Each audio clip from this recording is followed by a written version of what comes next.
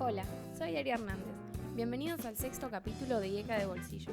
Hoy vamos a ver de la Revolución Libertadora a Longaniato, abarcando los años 1954 hasta 1970.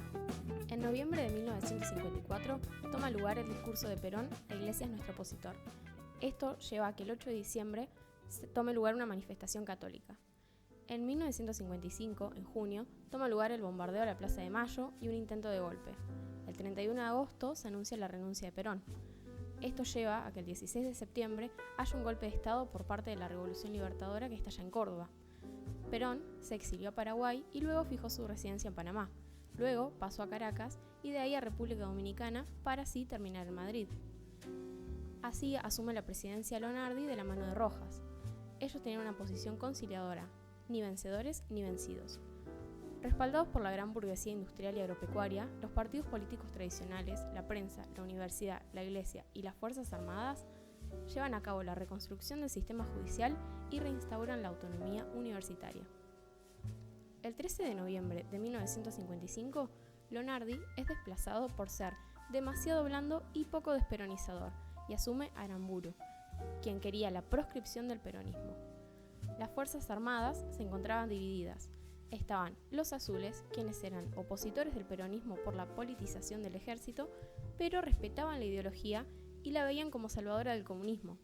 Participaron en la movilización del 51 y pertenecían a la caballería Lanusse. Por otro lado estaban los colorados. Veían al peronismo como una vía al comunismo, no querían el regreso de Perón. Sus miembros actuaron en la Revolución del 55 y pertenecían a la infantería o artillería. El 13 de noviembre, un golpe depone a Lonardi, asumiendo así Aramburu y Rojas, quien derogó las leyes 13.031 y la 14.297, que fueron sancionadas durante el gobierno peronista. Restablecieron la vigencia de la ley Avellaneda, adaptándola a la realidad de los hechos. Simultáneamente, por un decreto ley, se dispuso que las universidades nacionales debían organizarse y desenvolverse dentro de un régimen jurídico de autarquía. El 12 de abril del año 1957 convocan por decreto a una reforma constitucional. Por medio de decreto, el gobierno de facto convoca la reforma constitucional. Llamaban a una convención en Santa Fe para determinar la modificación del régimen electoral, afianzar el sistema federal, afianzar la libertad individual y de expresión y finalmente afianzar derechos individuales y sociales. Únicamente se logra introducir el artículo 14 bis y hacer un agregado en el artículo 67, inciso 11, ambos con el fin de beneficiar la situación del trabajo, la seguridad social y algunos derechos sociales. La Constitución del 49 fue derogada por decreto en abril de 1956 y anulada por resolución de la Convención Constituyente en agosto de 1957. En 1958 hubo elecciones. Triunfó la UCRI con el 44%, asumiendo así Frondizi con Gómez. En 1958 se llama elecciones con el peronismo proscripto. Triunfa con el 44% la fórmula de la UCRI Frondizi-Gómez, que derrota a la fórmula de la UCRP encabezada por Balbín del Castillo. En el contexto de la Guerra Fría se da el programa de modernización del Estado y la economía, el desarrollismo. Se levanta la proscripción del peronismo. Se ofrece a mediar Estados Unidos-Cuba. Hubo una reunión de Alianza para el Progreso donde asiste el Che. En 1961 toma lugar la reunión en Olivos con el Che. Frondizi tiene que dar explicaciones en cadena nacional y recibir a las Fuerzas Armadas. En marzo de 1962 es depuesto por una junta militar. Posteriormente se creó el Consejo Nacional de Investigaciones Científicas y Técnicas. En marzo de 1962, Frondizi es depuesto por una junta militar. Asume el presidente provisional del Senado, José María Guido. También asume el director provisorio del Senado, que se entiende como una continuidad pseudodemocrática. Este recibe el apoyo de la UCRI, que lo veían como una mejor solución que otro golpe de Estado. Así, en abril, se firma un decreto que anula las elecciones provinciales y nacionales realizadas el 18 de marzo de 1962, donde habían triunfado los peronistas. Como consecuencia, renuncia al gabinete. Se designan también interventores federales. La situación económica es complicada. Hubo fuga de capitales, se interrumpe la corriente inversora, se disminuye la demanda y hay sequías en las zonas pampeanas. Se fijan las elecciones presidenciales para el año 1963. En el año 1963, en julio, Guido fija las elecciones con el peronismo proscripto. Perón ordena la abstención desde Madrid.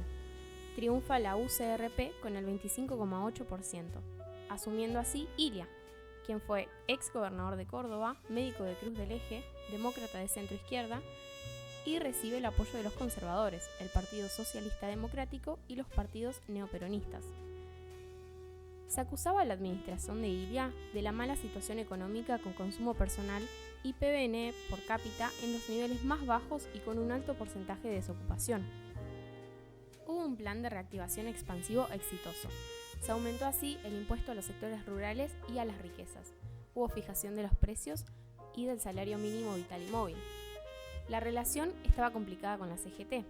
Había preocupación de las Fuerzas Armadas del manejo de los aspectos económicos y sociales. Los sectores empresariales cuestionaban el intervencionismo. Hubo una derrota en los comicios de medio término contra la UP, un conflicto con Estados Unidos versus República Dominicana. El trabajo sistemático de la prensa, en primera plana y confirmado. También toma lugar el decreto del 11 de febrero de 1963, reglamenta la ley que intentaba asegurar la democracia interna dentro de los sindicatos. El abrazo sindical al derrocamiento de Ilia por medio del comunicado del Segaray, y todos estos factores ayudaron a impulsar el golpe de Estado del 66. El 28 de junio de ese mismo año, Ilia es depuesto por la Revolución Argentina. Se le obliga a abandonar la Casa Rosada con gases lacrimógenos y asume Onganía para restablecer el orden. Las justificaciones de dicho golpe fueron la infiltración marxista y el problema del peronismo. Se cierra así el Congreso Nacional, se proscribe a los partidos políticos, se interviene en las provincias y universidades, y el ministro de Economía es Bacena, quien pretendía profundizar el desarrollismo e insertar a la Argentina al orden mundial mediante el desarrollo industrial y el capital multinacional. Se dan las primeras desapariciones, con Felipe Vallese y Mirta Pengerek. También toma lugar el Operativo Cóndor. En 1968 ocurre el Mayo francés. Luego, el 29 de mayo del año 1969, ocurre el Cordobazo. Lleva esto a la renuncia del gobernador y del ministro de Economía y del Interior. También renuncia Onganía. En el año 1970 se forman las organizaciones terroristas. Se da la politización de la juventud debido a la Revolución Cubana. También las Fuerzas Armadas Revolucionarias, las Fuerzas Armadas Peronistas, el Ejército Revolucionario del Pueblo y los montoneros, quienes secuestran y ajustician a Aramburu para luego fusilarlo. Secuestran también a los hermanos Born y piden un rescate de 60 millones. También emiten una carta acusando a ellos y a la Casa Bunge de explotación. También se conforma la AAA, Alianza Anticomunista Argentina, quienes era dirigida por López Rega y perseguían a peronistas o personas que adhieren a ideologías de izquierda. Con esto damos por finalizado el capítulo de la Revolución Libertadora al Onganiato. Nos vamos a encontrar en el próximo capítulo del Estado autoritario a la crisis del 2001. Si te gustó, seguinos en nuestra página de Instagram, @juntosporderecho, y así también en nuestra cuenta de Spotify. Y si te sirvió, compartirlo con tus compañeros y compañeras de cursada.